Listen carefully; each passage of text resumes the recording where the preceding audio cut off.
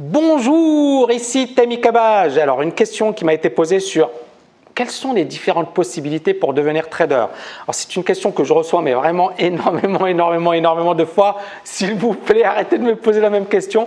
Mais bon, ici j'essaie d'y répondre avec un autre angle parce que je pense qu'effectivement c'était assez intéressant et puis bien évidemment je sais que beaucoup de personnes se posent cette question, donc voilà, je vais essayer d'y répondre. Alors la question est la suivante. Bonjour Tammy, je suis au lycée en terminale S, je suis plutôt moyen en maths. J'ai un bon esprit d'analyse, de psychologie. Je me demande quel est le meilleur parcours d'études pour réussir et vous êtes la personne la mieux placée pour en parler. Donc j'aimerais savoir quel est le meilleur choix. PS, ce serait super de faire une vidéo explicative de comment devenir trader car beaucoup de jeunes vous suivent et sont parfois mal informés. Voilà, c'est une question très intéressante et je vais essayer d'y répondre juste après. À tout de suite.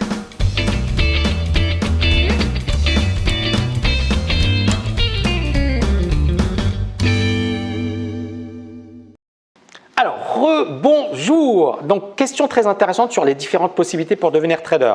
Donc, moi, j'ai envie de vous dire, premièrement, j'ai essayé de fractionner ça en plusieurs catégories d'âge, d'évolution de parcours, etc. Donc, tout d'abord, on va commencer avec les lycéens. Donc, numéro 1, lycéen. Bon, moi, qu'est-ce que je vous recommande? Faites un bac S. Alors, beaucoup de personnes vont me dire, oui, mais j'aime l'économie, j'ai envie de faire un bac ES. Malheureusement, si vous voulez faire des études dans le domaine de la finance, il vaut mieux avoir un bon background en mathématiques. Et même pour ceux qui vont suivre un cursus en économie, il faut avoir un bon background en mathématiques, de bonnes connaissances en mathématiques. C'est comme ça, ce n'est pas moi effectivement qui développe les programmes, mais c'est comme ça. Donc, essayez de faire un bac scientifique. Et si vous ne pouvez pas, bon, il y a toujours des passerelles, il y a toujours des possibilités. Pour ceux qui font un bac ES ou un bac littéraire ou un bac STG, il y a toujours des passerelles qui existent. Et le plus important pour vous, c'est véritablement d'être passionné, d'avoir un bon cursus et d'avoir un bon background.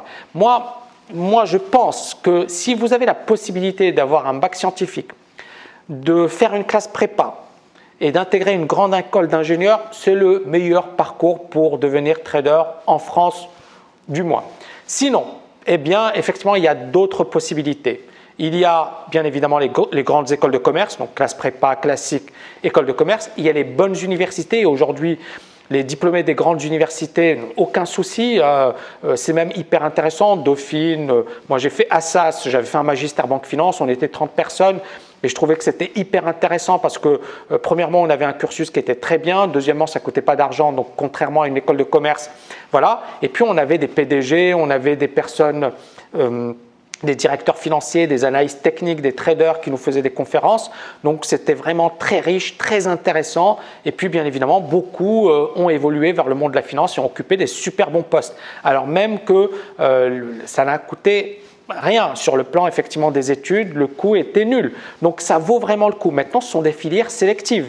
Il faut avoir vraiment une grande motivation, être très, comment dirais-je, travailleur et puis passer effectivement les tests de sélection, mais c'est quelque chose de tout à fait possible. Ensuite, si effectivement vous avez déjà un diplôme, un master en finance, en économie, alors soit effectivement vous avez un master mais il n'est pas vraiment spécialisé en finance, je vous recommande de faire un master en finance, si possible effectivement à Londres si vous le pouvez. Maintenant c'est vrai que les masters à Londres coûtent cher et ça peut même coûter très cher, mais bon ça peut effectivement valoir le coup sur le plan effectivement du marché du travail. Vous êtes sur place et vous êtes effectivement dans un lieu où il y a énormément d'opportunités qui sont offertes aux jeunes diplômés par rapport à Paris, sur le plan de la finance, sur le plan du trading, il n'y a pas photo. Londres, ça vaut vraiment le coup. Donc moi, je vous recommande d'aller à Londres. Pour une personne qui a déjà une carrière, mais qui n'a pas travaillé dans la finance, mais qui a 35 ans, 45 ans, qui a un bon background, dans ce cas, effectivement, travailler comme trader dans une banque, bon, c'est quasiment impossible.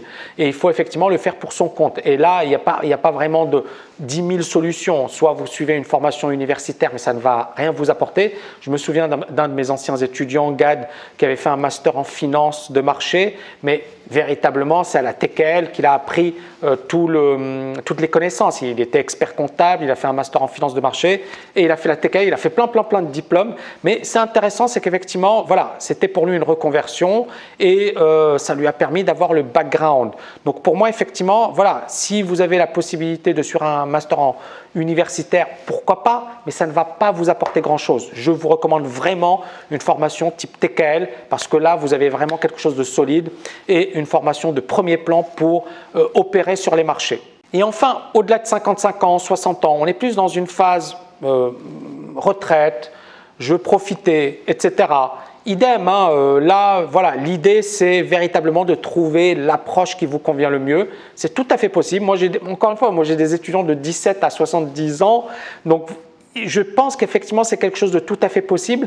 Maintenant, c'est vraiment une question de motivation, de passion, d'envie effectivement de s'épanouir. Hein. Je pense qu'effectivement il y a parfois des passions qu'on n'a pas assouvies étant plus jeune et qu'on a envie effectivement d'assouvir sur le tard. Mais l'idée, elle est véritablement de se poser la question, est-ce que c'est vraiment quelque chose qui vous intéresse?